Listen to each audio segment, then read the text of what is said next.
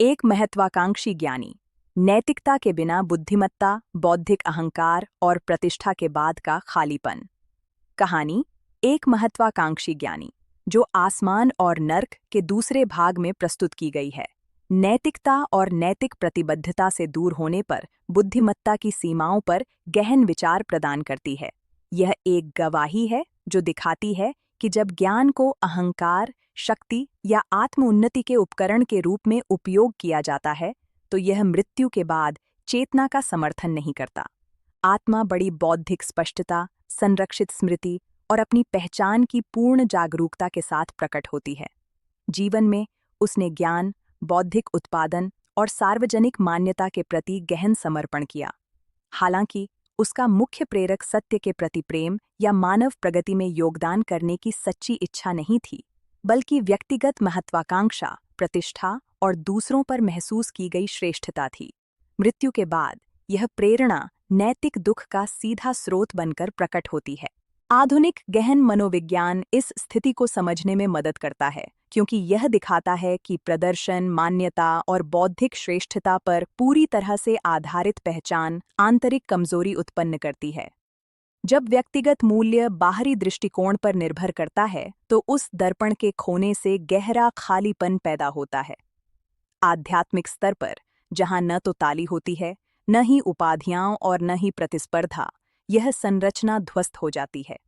स्पिरिटिज्म स्पष्ट करता है कि इस आत्मा का दुख ज्ञान से नहीं, बल्कि इसके उपयोग से उत्पन्न होता है।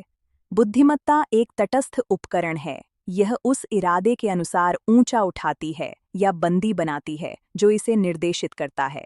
जब ज्ञान अहं के लिए सेवा करता है, तो यह अलगाव पैदा करता है। जब यह सामान्य भलाई के लिए सेवा करता है, तो यह मुक्ति देता है। आध्यात्मिक दुनिया में मेरिट इस बात में नहीं है कि आप कितना जानते हैं, बल्कि इस बात में है कि आप जो जानते हैं उसे भलाई के लिए कैसे उपयोग करते हैं। आधुनिक विज्ञान इस पढ़ाई को मजबूत करता है, यह दिखाते हुए कि नैतिक मूल्यों से अलग बुद्धिमत्ता नार्सिसिज्म के लक्षणों को बढ़ा सकती है और सहानुभूति को कम कर सकती है। नैतिक मनोविज्ञान में अध्ययन बताते हैं कि नैतिक विकास के बिना संज्ञानात्मक विकास व्यक्तित्व में गहरे असंतुलन पैदा करता है। आध्यात्मिक स्तर पर ये असंतुलन निराशा, अकेलापन और बेकार होने की भावना में बदल जाते हैं। गवाही का एक और महत्वपूर्ण बिंदु ज्ञान और अस्तित्व के बीच का टकराव है। आत्मा यह महसूस करती है कि उसने जानकारी, सिद्धांत और प्रतिष्ठा जमा की है, लेकिन अपने नैतिक परिपक्वता की अनदेखी की है।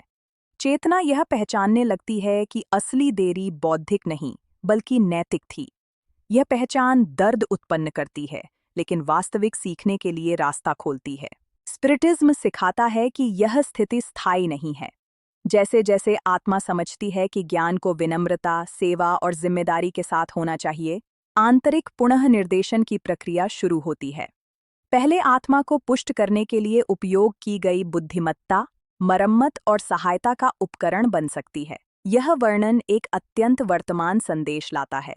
प्रदर्शन, शीर्षकों, मैट्रिक्स और दृश्यता की पूजा के समय में बुद्धिमान महत्वाकांक्षी हमें याद दिलाते हैं कि ज्ञान का असली मूल्य उस परिवर्तन में है जो यह लाता है, न कि उस प्रतिष्ठा में जो यह उत्पन्न करता है। जागरूकता पाठ्यक्रमों पर निर्भर नहीं करती, यह मूल्यों पर निर्भर करती है। गवाही सिखाती है कि सच्ची बुद्धिमत्ता विनम्रता से अलग नहीं है। बहुत जानना पर्याप्त नहीं है, बेहतर होना आवश्यक है। जो बुद्धिमत्ता सेवा करना नहीं सीखती, वह अपनी ही जागरूकता के लिए बोझ बन जाती है।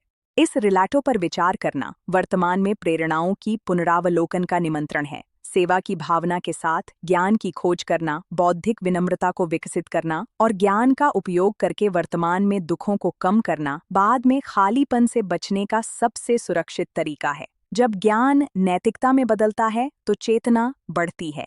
यदि इस रिलेटो ने आपको महत्वाकांक्षा, बुद्धिमत्ता और नैतिक जिम्मेदारी पर विचार करने में मदद की है, तो लाइक करें, साझा करें और अपनी टिप्पणी छोड़ें। आपकी भागीदारी इस संदेश को अधिक लोगों तक पहुंचाने में मदद करती है।